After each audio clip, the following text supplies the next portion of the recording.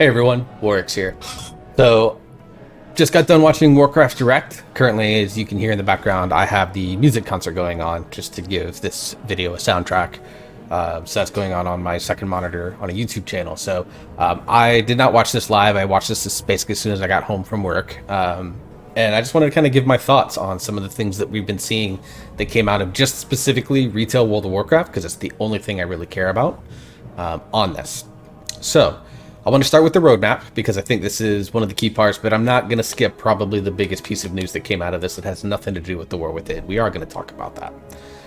So we got an announcement date. Siren Isle, of course, we already knew was coming. That's out on PTR with new stories and quests, the new ring, and then updated Wintervale content along with the turbulent timeways. We'll get into more of that here, as you can see across the top on the next tab. They did announce patch 11.1, which a lot of us expected. It is called Undermined, which we are headed into the Goblin Cities, which, you know, a race that has been needing some lore updates for quite a long time. So if you're a Goblin fan, I'm very happy for you. Just some of the footage that we saw with some of the art and zone previews and stuff like that, it's a very, very different feel from the zones that we've gotten so far, which I really appreciate. New raid, Liberation of Undermine, so we are going off to finally go tack on and go after Gallywix. Obviously there'll be a bunch of lore stuff that I'm sure happens that'll explain why we're going to be going after the fat pig himself. Sorry, that's an insult to fat pigs. We get a new dungeon, Operation Floodgate, which they did announce was going to be immediately dropped into the Season 2 dungeon pool, which is an interesting choice. They announced Drive, which is a new land mount that maybe uses the skywriting tech. We'll see. We'll get more information on it, but it's a land mount that goes much faster than your normal land mounts that, at least for the moment, is only specifically designed for the Undermine area, so we don't know if we'll be able to use this outside of the Undermine zone. New cartel renown, as you will be able to work and assist with 4 different Goblin cartels, and then they are updating Warband stuff. Let me skip through this. There we go. Let's just get into music on that. All right. 11.1.5, we're getting some new content. Children's Week update, Horrific Visions are being revisited, which means we're going to start to explore some of that old god lore, which is cool with me. I love the old god lore, sounds like. 11.7, this is all spring of 2025, some more timeway stuff, new system, new content stuff. Season 3 coming in 11.2, which will come out in summer, so I'm guessing probably if it's early summer, it'll be in late June, early July. If it's late summer, it'll be August. And then we're getting our expansion reveal also for World of Warcraft Midnight before we get the final, what sounds like the final couple of patches of the 21st anniversary. So that's definitely going to be a November thing. And then some new story quests and system updates in 11.2.7 before we start getting into Midnight's alpha beta cycle. So I think this really sets out a nice little content path for the 21st. Obviously, Plunderstorm also returning. I thought Plunderstorm was fine. I know there are a lot of people that are very excited about Plunderstorm. I just hope that they bring back Plunderstorm with some different maps. Don't go back to the Arathi Highlands. Bring in some new maps. Go into, go into Alterac Valley. Go into, zones from other expansions. Someone in one of the Discords was like, hey, we know Plunderstorm is coming back. What about doing it in the mall? Which I think would be very interesting, actually. Something I'd say, hey, go for. So, very, very interesting. But let's talk about, I think, what a lot of people think is the biggest piece of news coming out of this, and that is the reveal of player housing. So this is a feature that has been asked for since the dawn of World of Warcraft. They tried a form of it with garrisons in the Warlords of Draenor expansion. I did not play that expansion, but the understanding that I had is that while they did some good things, they also were not very well implemented. So obviously we're going to have to see what's going on. Basically, they gave like a little teaser of a guy coming in, sits down, drinks a mug of ale, and it says home sweet home. No expansion on that other than that it's coming into the thing. Obviously, it sounds like there's decor. There's Onyxia's head, the Bulwark of Azzanoth, some weapons. So, like, maybe you can post up your artifact weapons in and around your house, personal training dummy to do that. So there's some tantalizingly good details in some of the screenshots. What are my opinions on this? I am always a little concerned about player housing isolating the population of WoW.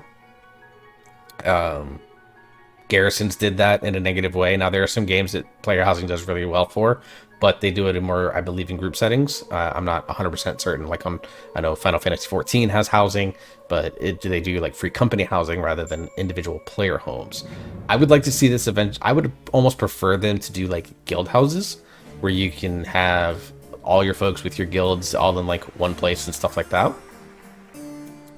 But, you know, giving players a place to call their own, it's probably going to be instance content. You know, obviously there's a ton of details that we still have yet to see on this.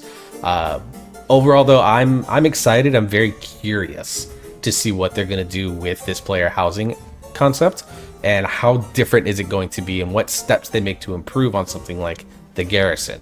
I hope that they still give players a reason to go into capital cities like Undermine, like Dornegal, like whatever the Midnight Capital City is going to be, and give players a reason to be there. But I also want players to be able to say, hey, like, I want to log off. I can log off in my own home and get rested XP and, you know, do my crafting there, or do my rotation practice, you know, anything that you would kind of do, play my video games in my player house.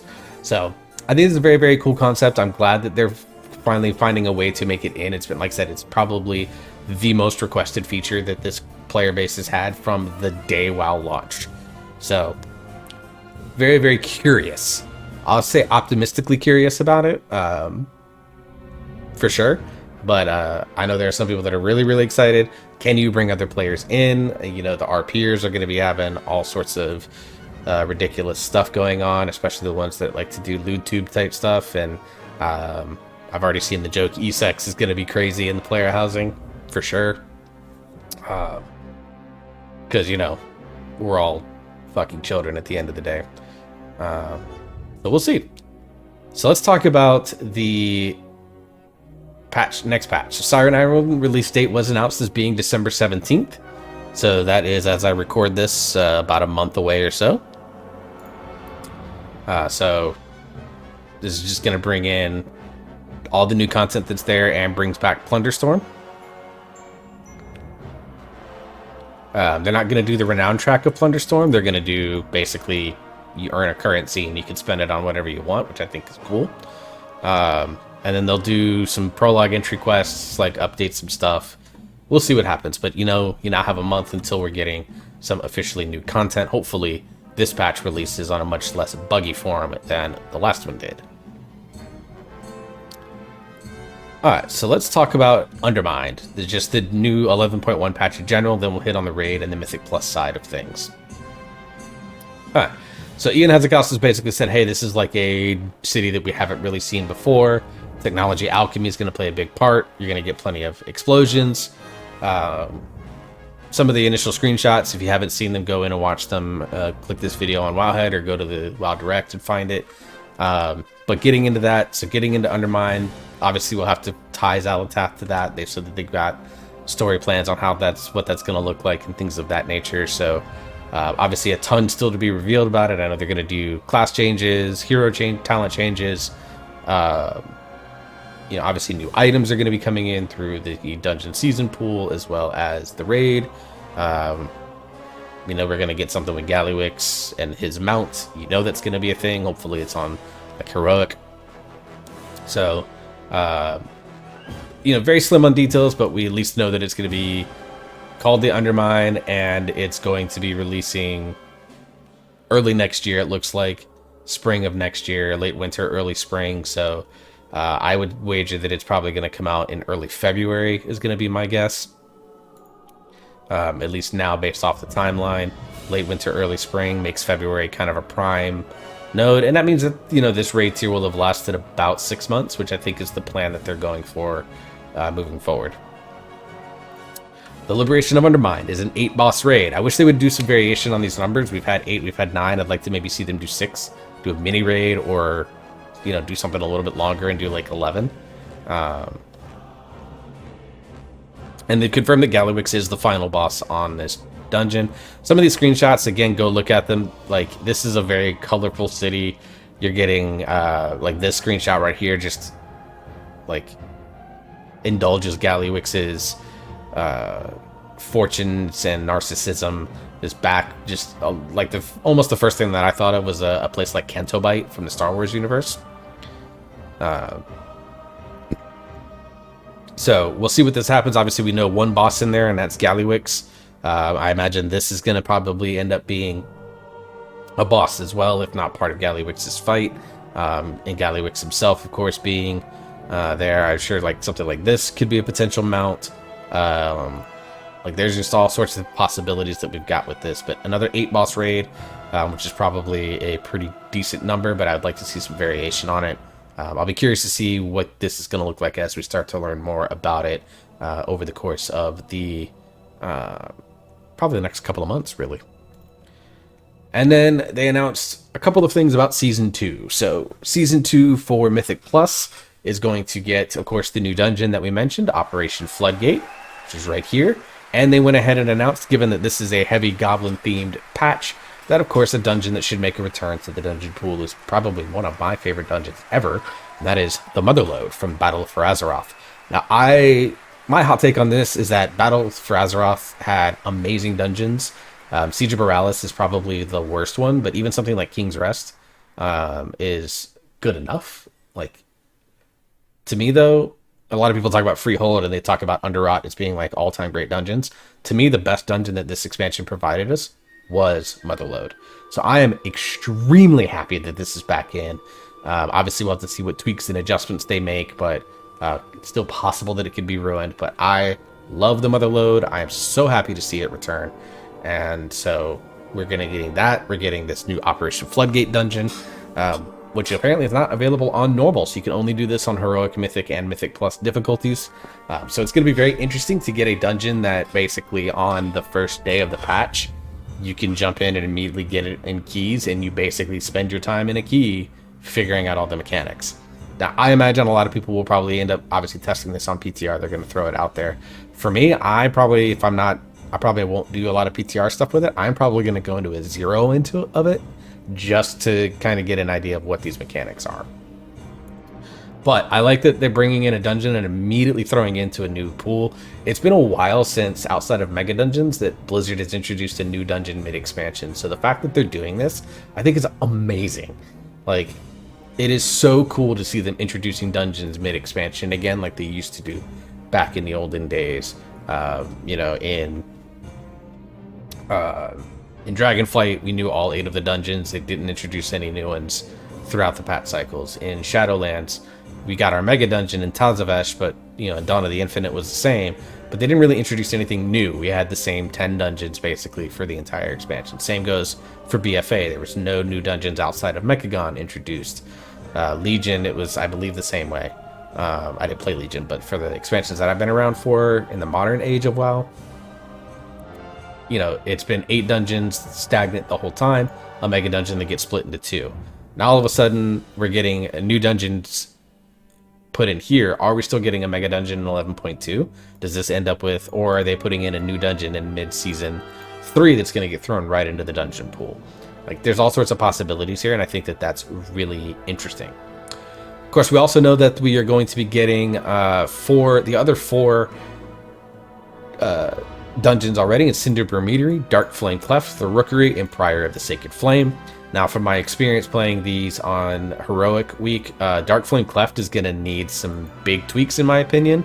Prior of the Sacred Flame has a chance to be an outstanding dungeon with some very minor tweaks to some mobs that you get. The Rookery, I think, is going to be really interesting. They're going to have to find...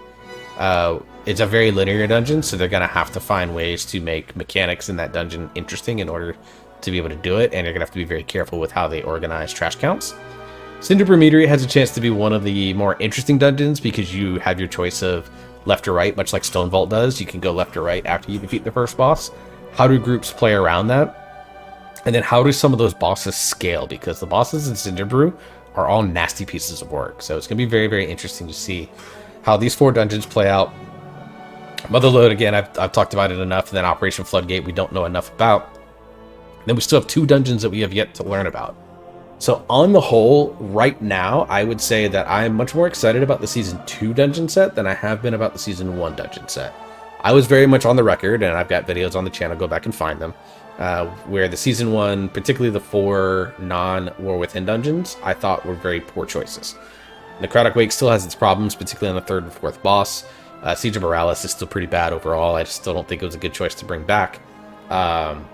Mist is a very, very easy key, but that means it's also very, very boring.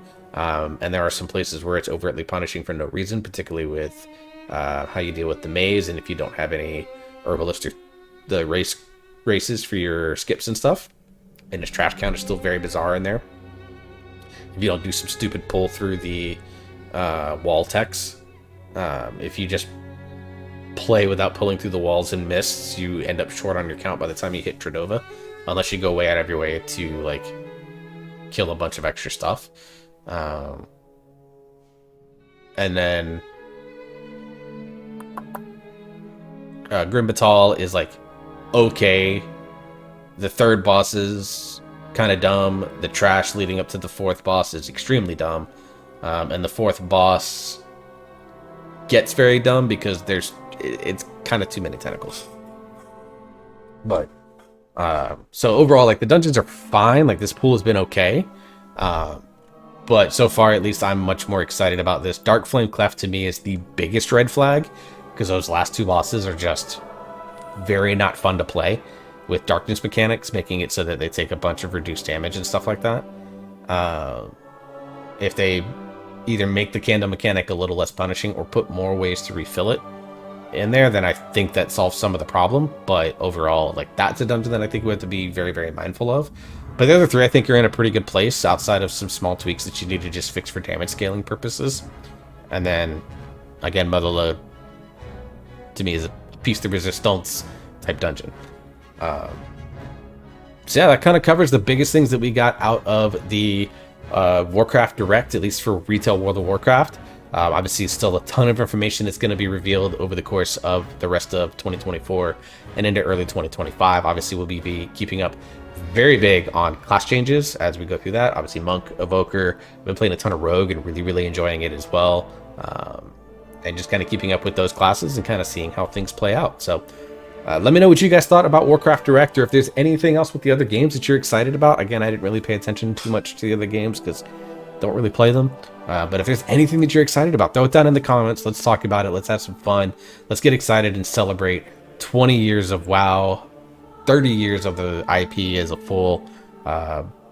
It's been integral to my life in a lot of different ways, even though I stepped away from it for a long time. But, you know, back, and I don't know what I would be doing without this game right now. So thank you to Blizzard, thank you to World of Warcraft, and thank you guys, my community, for checking out this video. So stay safe, have fun, keep on gaming, hearts out, love you guys, and I will see you next time.